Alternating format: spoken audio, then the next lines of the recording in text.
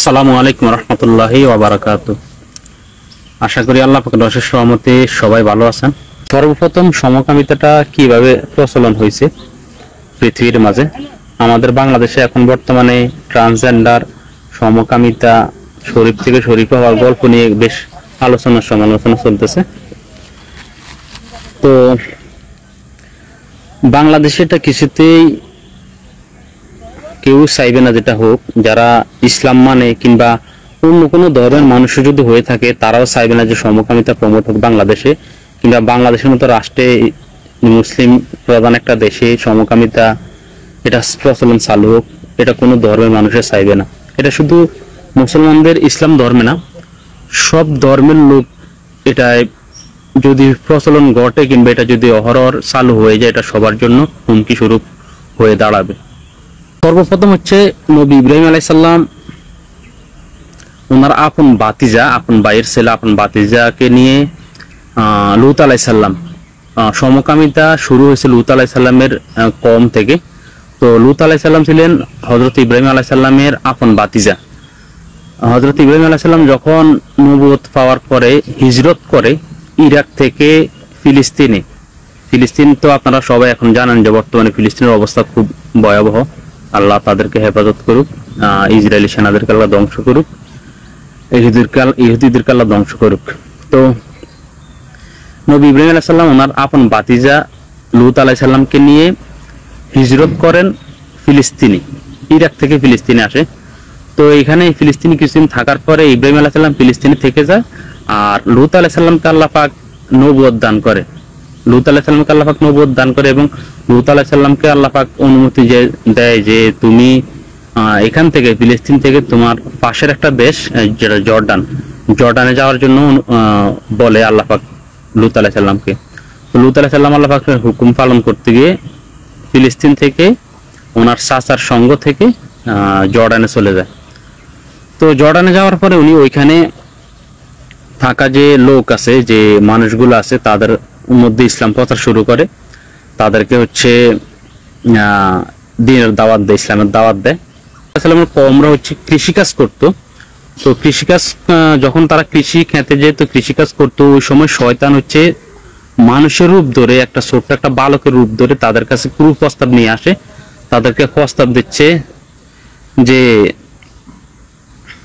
প্রস্তাব দিতেছে যে আমার সাথে তোমরা খারাপ কাজ করো। তো তারা প্রথমে রাজি হয় না। তো শয়তান বিভিন্ন কৌশল অবলম্বন করে। তারা কিন্তু জানে না যে শয়তান তার নিজস্ব পরিচয় গোপন রেখে মানুষের আকৃতি ধারণ করে সুন্দর একটা বালক সেজে তাদের কাছে এসে কুপ্রস্তাব দেয়। তারা প্রথমে রাজি হয় না, পরে শয়তান বলে যে আমি কাউকে বলবো না, তোমরা আমার সাথে এই কাজটা করো, তোমরা এটা করে আনন্দিত হবে। তো শয়তানের কুপ্রস্তাবে তারা রাজি হয়ে তারা এই যৌন আকাঙ্ক্ষা বা যৌন চাহিদাটা পূরণ করে, যেটা পুরুষ নারীর দ্বারা আল্লাহ পাকের পক্ষ থেকে এটা পুরুষ তার যৌন আকাঙ্ক্ষা বা যৌন কামনা নারীর দ্বারা পরিপূর্ণ করবে, নারী পুরুষ দ্বারা। তো এটা বিকৃতি ঘটে যায় ওইখানে। তারা শয়তানের কাছ থেকে এটা নেয়। তো শয়তান ওই দিনের মতো চলে যায়। তো এইরকম করে শয়তান প্রায় অনেক দিন আসে তাদের কাছে, এসে এটা রেগুলার করতে থাকে, খারাপ কাজটা তাদের দ্বারা করতে থাকে। আমি যেখানে বসছি আসলে এখানে অনেক পিঁপড়া, আমি দুঃখিত।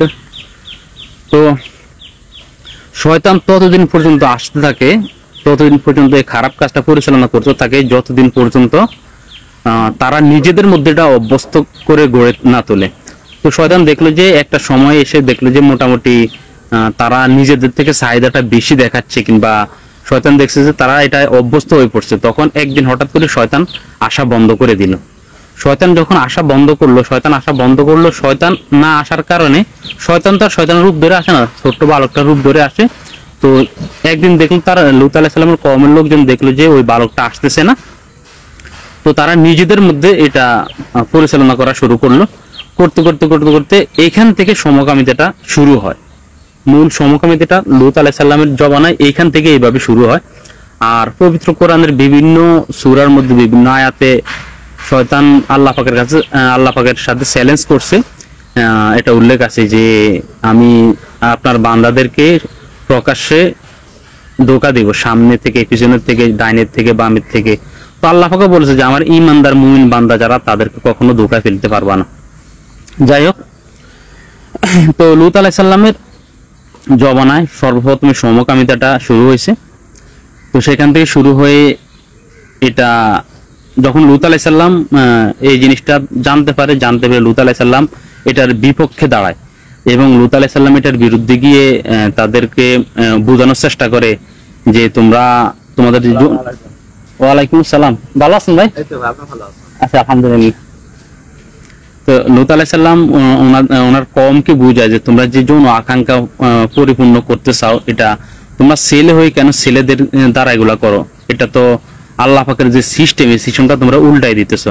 তোমরা ছেলে হয়ে মেয়েদের প্রতি আকর্ষিত হবে, মেয়ে হয়ে ছেলেদের প্রতি আকর্ষিত হবে, এটা হচ্ছে আল্লাহ পাকের সিস্টেম।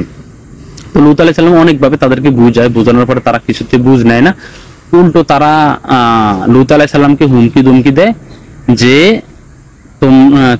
তুমি এখানকার অধিবাসী না, তুমি হচ্ছে ইরাক থাকতা, ইরাক থেকে তুমি আসছো ফিলিস্তিনে, ফিলিস্তিন থেকে তুমি আমাদের ভূখণ্ডে এসে আমাদেরকে হুমকি বুঝাই দিছো যে কোনটা ভালো কোনটা খারাপ, আমরা ভালো মন্দ সব বুঝি।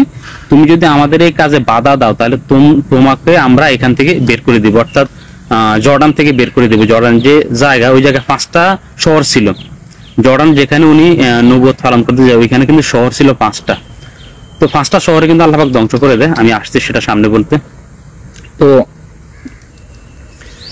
তো লূত আলাইহিস সালামকে ওনার কওমের লোকজন হুমকি ধমকি দেয় যে আপনি যদি আমাদের এই কাজে বাধা দেন তাহলে কিন্তু আমরা আপনাকে এখান থেকে বের করে দিব, আপনি এখানের অধিবাসী না। তো শুধু লূত আলাইহিস সালামকে হুমকি ধমকি দেয় তা না, লূত আলাইহিস সালামকে যারা অনুসরণ করে, লূত আলাইহিস সালামকে যারা সাপোর্ট করে তাদেরকেও বলে যে আপনারা যদি একে এই শহর থেকে বের না করেন কিংবা আমাদের কাজে যদি এই বাধা দেয় তাহলে আপনাদের উপরও আমরা একত্রিত হয়ে হামলা করব। তো এটা অনেক দিন বা অনেক বছর ধরে এটা চলতে থাকে। লূত আলাইহিস সালাম অসহায় হয়ে পড়ে, তার আল্লাহ পাকের সাহায্য ছাড়া তার কোনো উপায় নাই। সবসময় তো আল্লাহ পাকের সাহায্য প্রয়োজন। লূত আলাইহিস সালামের নিজস্ব কোনো শক্তি বল প্রয়োগ ছিল না, ওনার কোনো গোত্র ছিল না, যেহেতু উনি অন্য জায়গা থেকে এখানে আসছে।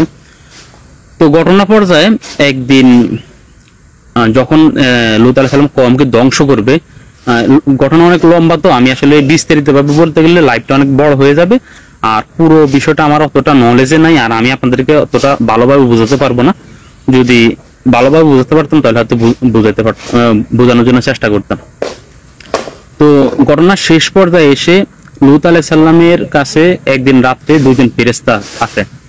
তো দুইজন ফেরেশতা যখন আসে তখন তারা সুন্দর বালক সেজে এসে, তো লূত আলাইহিস সালাম তাদেরকে দেখে খুব দুশ্চিন্তাগ্রস্ত হয়ে পড়ে, খুব পেরেশানি হয়ে পড়ে যে আমার কওম যদি জানতে পারে, আমার কওমের লোকেরা যদি জানতে পারে তাহলে এদের উপর হামলাইয়া করবে, তারা যে বিকৃত যৌন চাহিদা পূরণ করার এটা করবে। আমি দুঃখিত, আসলে এখানে কালো পিঁপড়া অনেকগুলা, তো তারা সেটা করবে বা করার জন্য চেষ্টা করবে। তো এদিক দিয়ে কি হচ্ছে, লূত আলাইহিস সালাম স্ত্রী কিন্তু আবার সমকামীদের পক্ষে, লূত আলাইহিস সালামের স্ত্রী কিন্তু সমকামীদের পক্ষে। লূত আলাইহিস সালামের স্ত্রী গিয়ে যারা এই লূত আলাইহিস সালামের কওম যারা লূত আলাইহিস সালামের বিপক্ষে, তাদেরকে বলে দিয়েছে যে আমার স্বামীর ঘরে 2জন সুন্দর বালক আসছে, তোমরা তাদেরকে নিয়ে আসো, তাদের সাথে খারাপ কাজ করো। তো লূত আলাইহিস সালামের স্ত্রী কিন্তু সাপোর্ট ছিল তার। তো লূত আলাইহিস সালামের স্ত্রী বলার পরে লূত আলাইহিস সালামের কওমের লোকজন আসলো তার বাড়িতে, এসে ওই বালক দুটিকে নিয়ে যাওয়ার জন্য চেষ্টা করলো। তখন লূত আলাইহিস সালাম খুব চিন্তায় পেরেশানি হয়ে গেল এবং বলতে লাগলো যে আমি মানে খুব আফসোসের সুরে বলতে লাগলো যে তোমরা এই কাজ করো না, আমার কোনো কিছু করার ক্ষমতা নাই, তোমাদের বিরুদ্ধে যদি আমার কিছু করার ক্ষমতা থাকতো, আমার যদি গোত্র থাকতো কিংবা আমার যদি শক্তি থাকতো। খুব আফসোস করে কথাগুলো বলতেছে আর ওনাদেরকে বোঝানোর চেষ্টা করতেছে যে এমনও বলছে যে তোমরা আমার মেহমানের সাথে কিছু করো না, আমার ঘরে আমার মেয়ে আছে, আমার মেয়েদেরকে বিয়ে করো, বিয়ের মাধ্যমে তোমরা যৌন আকাঙ্ক্ষা পূরণ করো। তখন তারা এটাও শুনলো না। তো লূত আলাইহিস সালামের এই ঘটনাটা স্বচক্ষে যখন ফেরেশতারা দেখতে পেল, তখন ফেরেশতারা লূত আলাইহিস সালামকে বললো যে হে আল্লাহর নবী, আপনি চিন্তিত এবং পেরেশানি হয়েন না, আমরা সাধারণ কোনো মানুষ না, আমরা আল্লাহ পাকের পক্ষ থেকে আসছি, আমরা হচ্ছে ফেরেশতা। তো আপনি এই ঘটনাটা হচ্ছে পবিত্র কোরআনের, এই ঘটনাটা হচ্ছে পবিত্র কোরআনের 11 নম্বর সূরা হুদের 70 থেকে 70 কি 72 থেকে 80-র ভিতরে এই ঘটনাটা আছে। আপনারা চাইলে কিন্তু কোরআন শরীফ কিন্তু এখন প্লে স্টোরে পাওয়া যায়, বাংলা তর্জমা সহকারে বিভিন্ন অ্যাপস আছে, সফটওয়্যার আছে, নামায় দেখতে পারেন। তো দেখলে একটু ভালো আর কি, আপনি সওয়াবও হইলো, আপনার দ্বারা আমারও সওয়াব হইলো, আর জিনিসটা আসলে আর একটু ক্লিয়ার ভাবে বুঝতে পারলেন। কোরআন শরীফের 11 নম্বর সূরা হুদের 70 থেকে 80 কিংবা 70 থেকে 85-র ভিতরে হবে, এই কিছু আয়াত আছে এই বিষয়ে। তো যখন লূত আলাইহিস সালামকে ওনার ফেরেশতারা যখন লূত আলাইহিস সালামকে এটা বলছে, তো লূত আলাইহিস সালাম কিছুটা স্বস্তিবোধ ফিরে পেয়েছে এবং লূত আলাইহিস সালামকে বলছে যে আপনি রাতের কিছু অংশ বাকি থাকতে থাকতে আপনি আপনার এই জনপদ ছেড়ে চলে যাবেন, অর্থাৎ ভোরবেলা হওয়ার আগে এখান থেকে চলে যাবেন, আপনি আপনার পরিবার বর্গকে নিয়ে যাবেন, তো তবে আপনার স্ত্রীকে নিতে পারবেন না, আমরা এই যে জমিনটা এটা পুরো ধ্বংস করে দেব। তখন লূত আলাইহিস সালাম ওনার স্ত্রীকে রেখে, ওনার মেয়ে এবং ওনার যারা সমর্থন ছিল, যারা ওনাকে নবুয়ত পালনে বাধা দেয় নাই, যারা মেনে নিয়েছে, সবাইকে নিয়ে ভোর হওয়ার আগে এই জনপদ ছেড়ে উনি চলে গিয়েছে। এবং ফেরেশতারা আরেকটা কথা বলছে যে আপনি কিন্তু পিছনের দিকে ফিরে তাকাবেন না। এগুলা খুব সুন্দর করে কোরআন শরীফে উল্লেখ আছে, যারা নিয়মিত পড়েন কিংবা এগুলোর সম্পর্কে ভালো চর্চা করেন তারা সুন্দরভাবে আরো বুঝিয়ে বলতে পারবে বিষয়টা গুলা। তো লূত আলাইহিস সালাম চলে যায়, তখন জিবরাইল আলাইহিস সালাম হচ্ছে সর্বপ্রথম ওনার একটা পাখা দিয়ে ওই কওমের সব লোককে অন্ধ বানিয়ে দেয়, পাখা দিয়ে জাপটা দিয়ে অন্ধ বানিয়ে দেয়। আর কোন কোন রেওয়াতে বর্ণিত আছে কিংবা আলেম ওলামারা বিভিন্ন রেওয়াতের বিভিন্ন ভাষায় বর্ণনা করছে, তার মধ্যে একটা রেওয়াত হচ্ছে যে প্রথম যে ডানার জাপটা দেয় ওটা দিয়ে সবাইকে অন্ধ করে দেয়, এবং দ্বিতীয় যখন জাপটা দেয় তখন ওনার পাখা দিয়া আসমানে উঠাইয়ে নেয় পুরো যে